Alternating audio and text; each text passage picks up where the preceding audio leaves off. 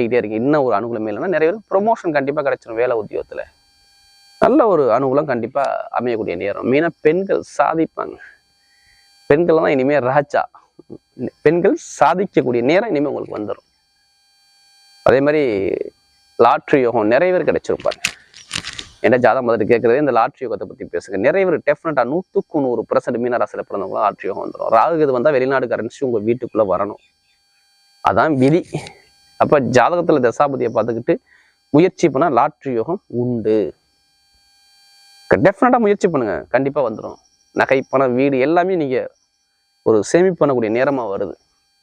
எப்படிப்பட்ட பூர்வீக சொத்துல பூர்வீக இடத்துல கோர்ட்டு கேஸ் வம்பு வழக்கு இருந்தாலும் சரி, அரசாங்கம் மூலமா உங்க பக்கமே சாதகம் வந்துடும்.